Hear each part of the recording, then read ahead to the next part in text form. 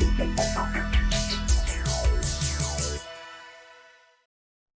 morning, welcome to 59 Minutes. My name is Levi Kones. This morning we are going to be discussing matters to do with combating of drought in Eastern Africa. To join me in that conversation is a gentleman who is a regional coordinator of the Global Water Partnership in Eastern Africa, George Sanga. Karibu sana. Thank you very much, Levi. Nice to be with you this morning. Glad to have you here. Thank you. And I'm glad also that your audience is part of this. Yeah. It's a very important issues. So tell us first about Global Water Partnership in Eastern Africa. Who are you? What do you do? Thank you. Global Water Partnership Eastern Africa is part of a global organization, which is a Global Water Partnership organization. It's both an organization and a global network. GWP Eastern Africa, as abbreviated, is one of the 13 regional partnerships across the world within the GWP framework.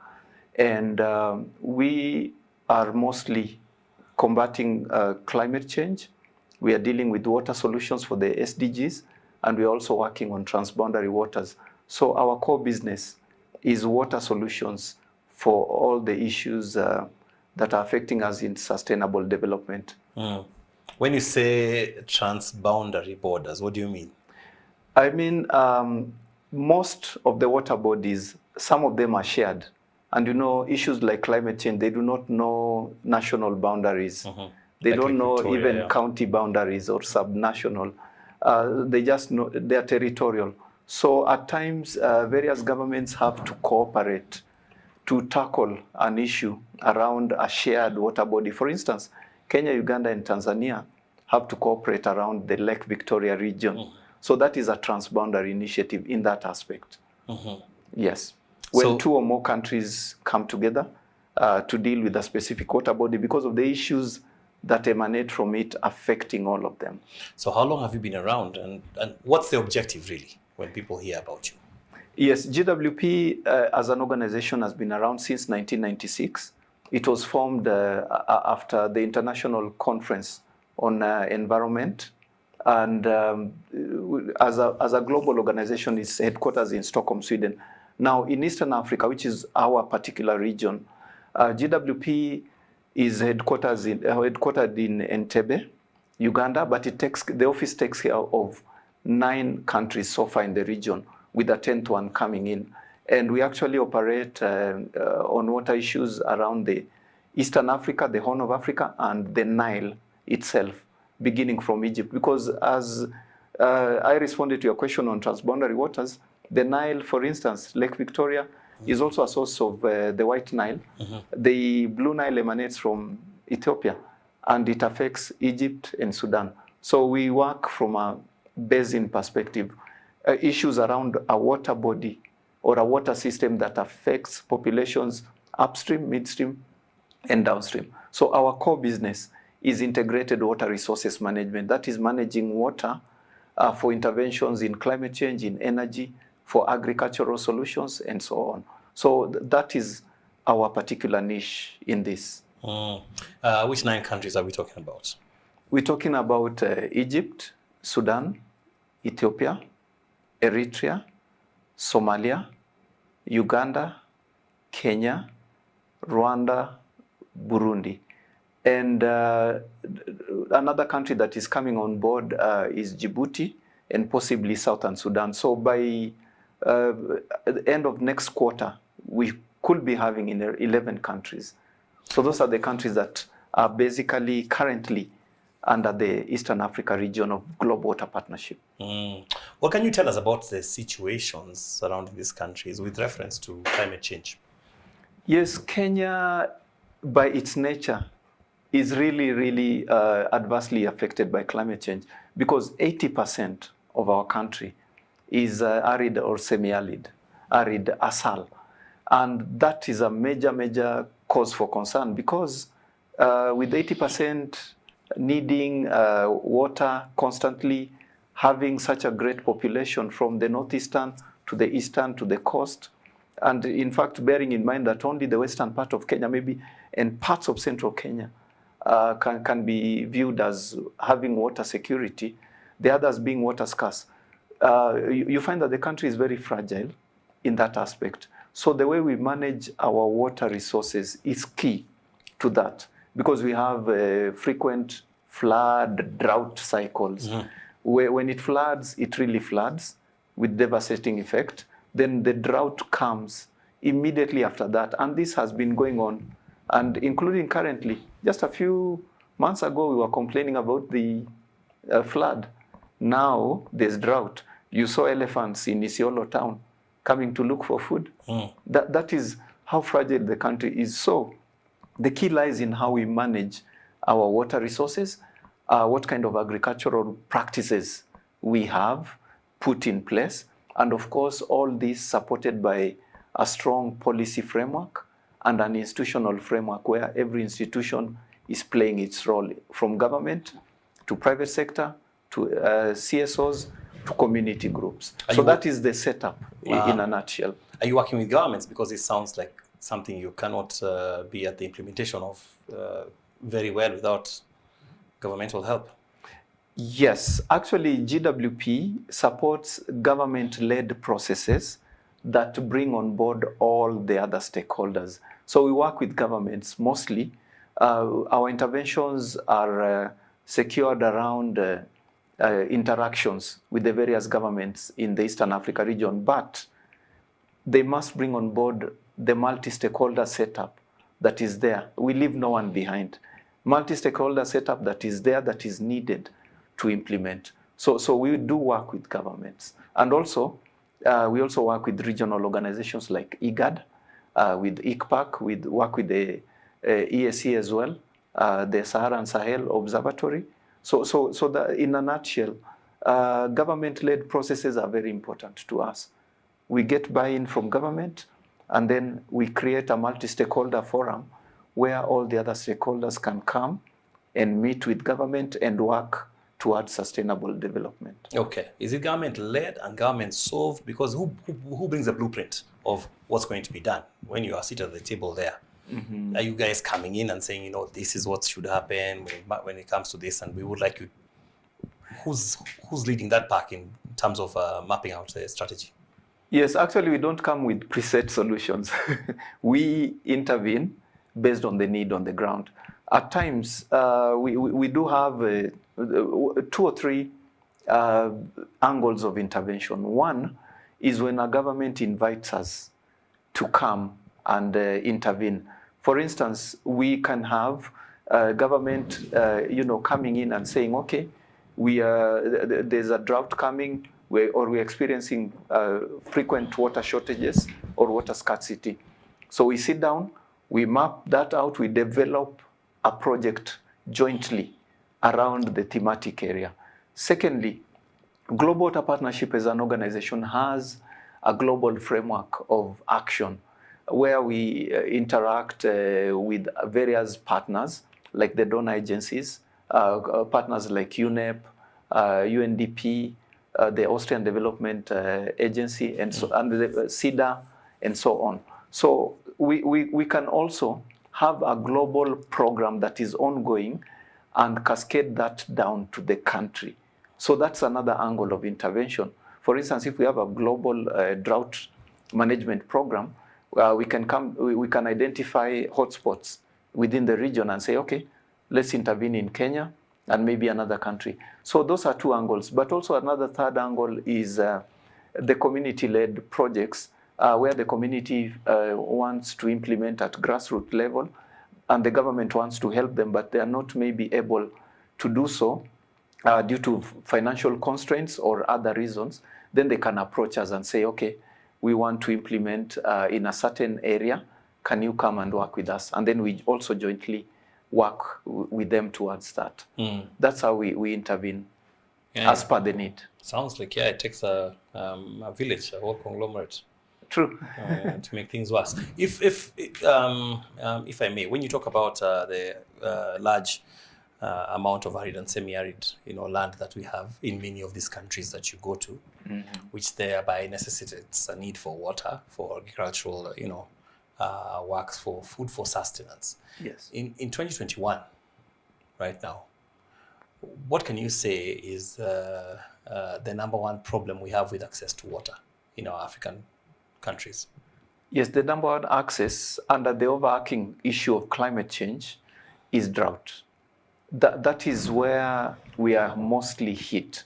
And that is the flip side of flooding, of course.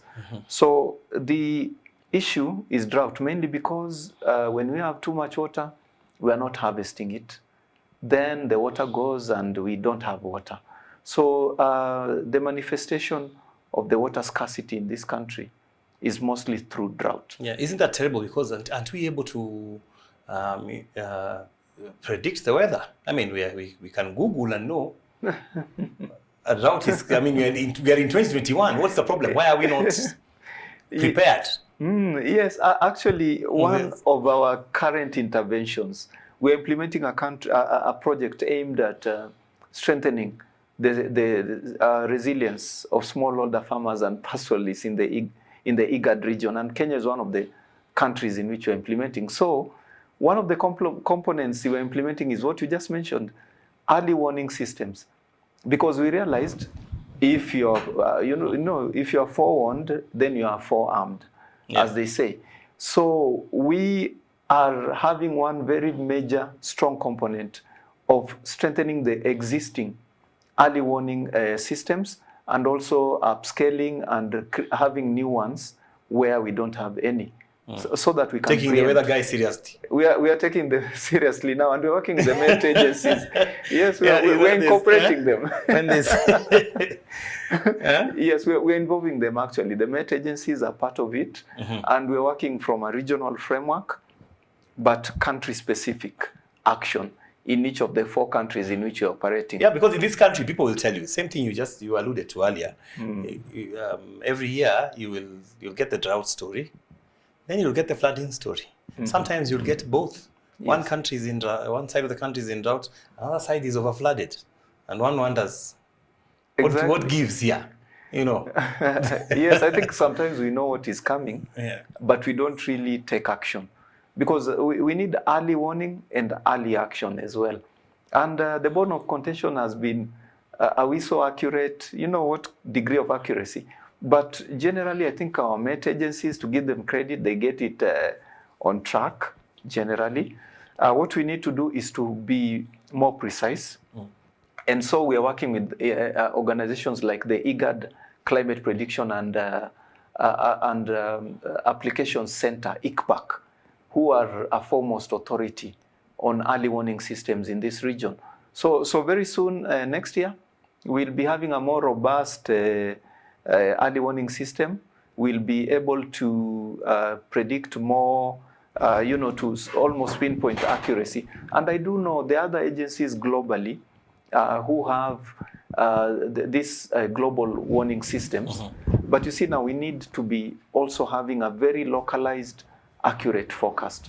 And we need to be warned as early as we can. So we are putting in place a system which is also friendly, and also where we are able to share information on early warning systems, not only among the various counties in Kenya, but also with other countries in the region.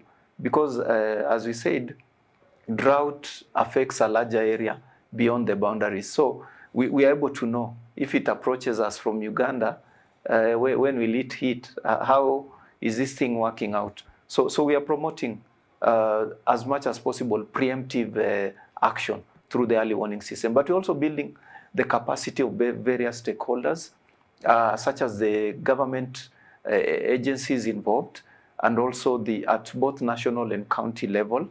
We're also strengthening the capacity of various institutions, like the ones in charge of water resource management, institutions in charge of energy, institutions in charge of agriculture, and also all the community groups as well.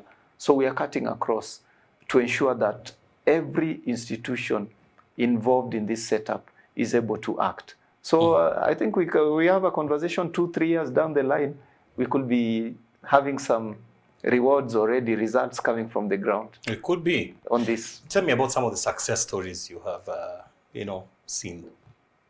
Yes. One of the biggest success stories actually in Kenya has been through our intervention within the SDG 6 support program, where we are having water solutions for the SDGs, from climate change to gender to all the issues related to water security and climate change. So we have supported Kenya to come up with the identification of challenges to water security or the lack thereof. And also we have moved a step further and supported this country to develop an action plan around integrated water resource management. And now currently, as we speak, we are engaging the government of Kenya to come up with the resources that are needed. And we're working with UNEP and other agencies to mobilize resources to implement that in Kenya.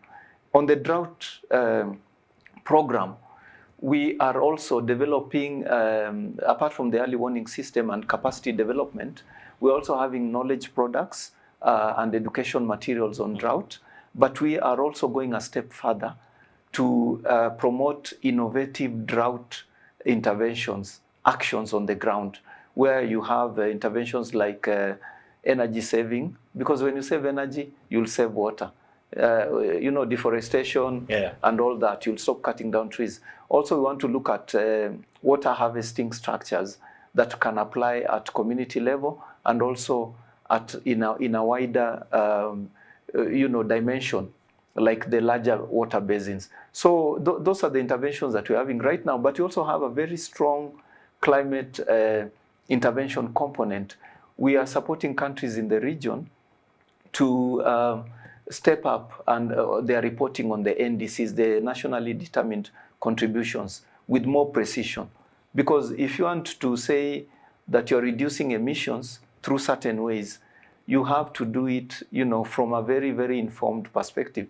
So, and also we are helping countries in readiness for climate change. We are intervening under the readiness window in terms of green climate finance. So we are doing quite a lot from water within the wider climate angle, including drought interventions and flood, but we also supporting governments, infrastructures, and community as well. That's really good. It sounds like you have a lot on your plate. Quite a lot, especially in Kenya. This is a very high potential country, and there's so much. This country can be transformed, but we need all stakeholders on board. When I hear you talk about that, I also think about population, because African countries, our population is the multiplier effect is really big every year. Yes. How is that affecting what you do and access to these things? Sure, population is always a factor, and that's why governments must plan in advance. All our 5-year plans, like in Kenya, we have the 2030, the Vision 2030. And it has the medium-term plans. We plan every 5 years. This is what we want to do across all sectors. A lot of us have never seen that Vision 2030. Yeah. We suspect it's in a bookshelf somewhere. Yes, I think we need more information, sharing and knowledge. But we hear about it. Yes, of course. And you're well placed, actually. Yeah. I think we need to have stakeholders placing more of this in your hands, and then you can share with the audience. Some of these documents, unfortunately, are not so widely shared. But I think that one in particular is online. And I think the custodian of that, being the Ministry of Devolution, has already placed it in areas where you can access. But there's a number of people, community groups, which may not have access to that. And maybe we need to have popular versions of such plans to disseminate to them. Like in the various communities scattered around the arid and semi-arid areas, and also around Kenya, the grassroots. They may not get that, and I think it's a good point. We need more information dissemination. We do. And before you go on break, I just want to ask: do you feel sometimes that we are we doing less than we should be doing? Because sometimes we feel like when I talk to someone like you who has come here, and there's all these plans, you talk about them, and someone can see that there are people who are preparing us for the next phase, to fight droughts, to fight climate change or control and bring down our emissions, make sure that we are, not overheating the planet and things like that. Yet, it seems on the other hand, there's a lot of us really not concerned. Do you feel like we are there? Are we there yet in terms of getting people on board to see what you're doing is real? Yes, I think the biggest tragedy is the action part. We have some very good policies, and we do review them constantly. Very good policies, very good paperwork in this country. Plans all across the sectors, and some are even overlapping with each other. And we have very good institutions. The government has set up institutions to tackle these sustainable development issues, such as water and climate change. But when it comes to action on the ground, why do we see so little? I think it's because sometimes we don't involve each other.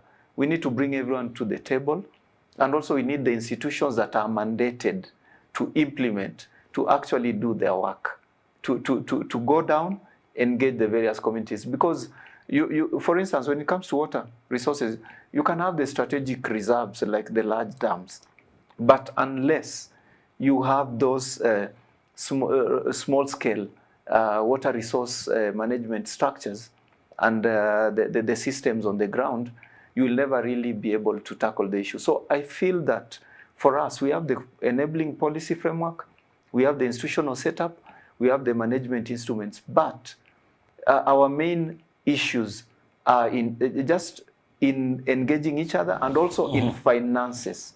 In finances, we need to mobilize more resources as well. We need to do more, clearly. Yes.